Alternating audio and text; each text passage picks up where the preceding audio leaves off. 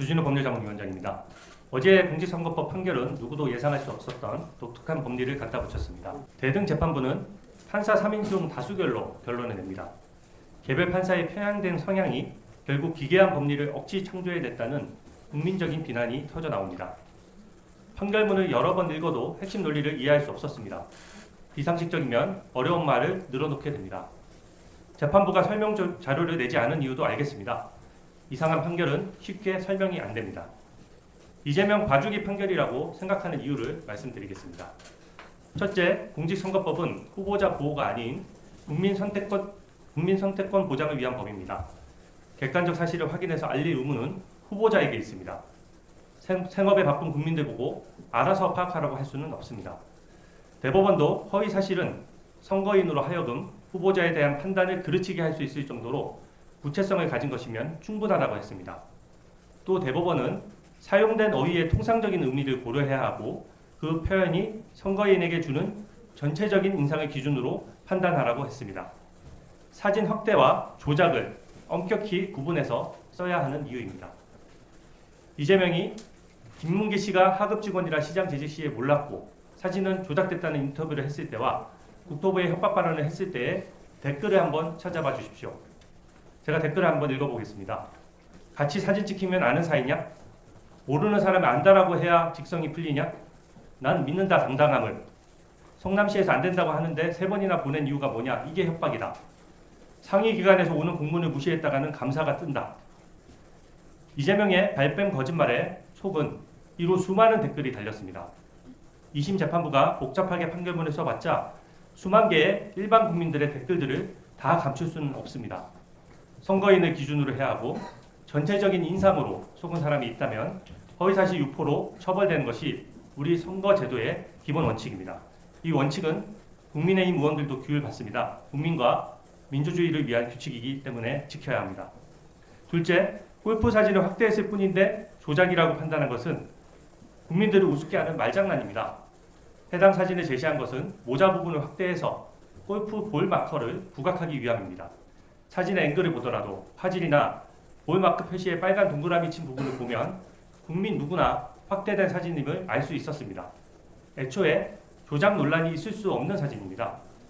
해당 사진이 제시된 것은 해외 출장 중에 골프까지 쳐서 김문기 씨를 모를 수 없다는 제보를 뒷받침하기 위한 것입니다. 그 사진을 보고 이재명이 조작됐다라고 말을 하면 국민들은 골프는 안 쳤구나 라는 인상을 받게 됩니다. 상당수 국민이 골프 치지 않았다고 인식하는 것입니다. 이재명이 김문기 씨와 함께 골프는 쳤는데 그 사진은 조작됐다 이런 말을 했다면 그 자체로 모순입니다. 누구나 그런 말을 할 리가 없죠. 그렇기 때문에 사진이 조작됐다는 표현을 하면 바로 그 순간 골프를 안 쳤는데 조작된 사진으로 공격하는구나 라는 오해를 하게 되는 것입니다. 댓글과 커뮤니티를 보더라도 골프 친 사진이 조작됐다는 말이 넘쳐났는데 속은 국민은 없다라는 법원의 판단을 누가 수긍할 수 있겠습니까? 마지막으로 백현동 인허가에 대한 국토부 협박 발언은 과장된 의견 표명에 불과하다라는 법원 판단은 상상도 못할 논리입니다. 발언의 전후 맥락을 한번 보십시오.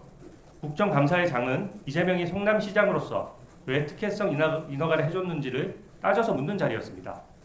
이재명 증인에게 사실관계를 묻고 답해서 국민에게 진실을 알리는 자리이지 이재명 증인의 의견을 듣는 자리가 아닙니다. 50m 옹벽, 자연 녹지에서 4단계 용도 변경, 임대아파트 90%에서 일반 분양으로 전하는 것은 누가 봐도 특혜였습니다. 15m 법적 제한을 어겨서 준공조차 안 났습니다. 4단계 용도 변경은 전국에서 거의 유일한 사례입니다. 일반 분양으로 전환이 되면 업자는 수천억 원을 벌고 이재명 측근인 브로커 김인섭도 70억 원 이상을 챙겼습니다. 통상의 후보자였다면 이거 해명하느라 진땀을 뺐을 것입니다.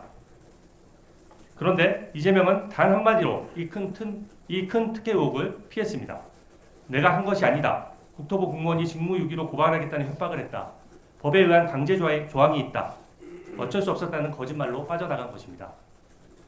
이게 이 이재명 대표의 발언이 의견 표명에 불과했다면 왜 1심에서 2년 2개월 가까이 50명 넘는 성남시 국토부 공무원들을 전원 불러서 직무유기 고발 협박이 있었는지를 하루 종일 따져 물었습니까? 국민 앞에서 쇼한 재판이라는 지적을 받을 것입니다. 윤도한 전 한나라당 의원은 건설교통부에서 울산 언양 고속도로 통행료 폐지를 약속받았다라는 이 말 한마디로 당선 무효형을 선고받았습니다. 국토부 공무원으로부터 협박을 받았다는 말이나 약속을 받았다는 말이나 뭐가 다릅니까? 이재명 대표가 권력자라서 특별 대우해 주는 것입니까? 이재명 측은 협박한 공무원을 찾겠다며 증인 신청을 몇십 명이나 했었습니다. 이게 사실에 대한 발언이지 단순한 의견 표명이라고 할 수 있습니까? 이재명 대표는 무죄를 선고받았기 때문에 상고권이 없습니다. 상고장 제출기한 7일, 또 상고 이유서 제출기한 20일, 마지막 날에 서류를 내가면서 재판을 지연하는 것이 더 이상 불가능해졌습니다. 검찰이 즉시 서류를 내면 27일 가까이 대법원의 시간을 앞당길 수 있는 것입니다. 위중교사 사건은 아시다시피 영장 전담 판사와 1심 판사의 판단이 엇갈렸습니다. 또 공직선거법 사건도 1심 판사와 2심 판사가 동일한 증거를 채택하고도 법리만 바뀌었습니다. 법리를 바로잡는 데는 시간이 많이 걸리지 않습니다. 2심은 엉터리 판결입니다. 대법원은 이 사건처럼 증거가 충분할 때는 파기 재판도 할 수 있습니다. 조속한 판단을 강력히 요청합니다. 이상입니다. 사법부의 권위를 존중하고 사법부 판결을 수긍하는 문화가 선진국으로 가는 길임에도 불구하고 이 사법부를 비판할 수밖에 없어서 저도 안타깝게 생각합니다.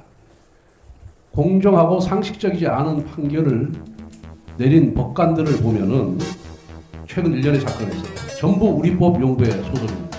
아니면 국제인권법 연구회 소속입니다.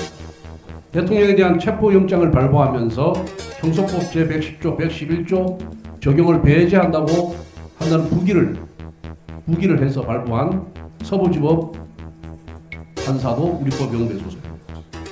그리고 최근에 한덕수 대행 탄핵 사건에서 유일하게 인용 결정을 내린 정계선 재판관도 우리법 연구회 소속입니다. 그리고 어제 내린 이재명 항소심의 주심 판사도 언론에 의하면은 우리법 연구회 내지 국제인권법 연구회 소속입니다. 어떻게 공교롭게 정치인이 관련된 이 사건에서 민주당에게 유리한 판결을 내린 사람들이 모두 우리법 연구회입니다.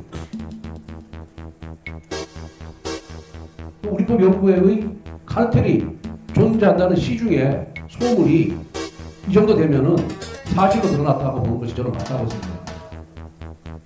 이러니 사법부의 판결에 대해서 믿지 않는 것입니다.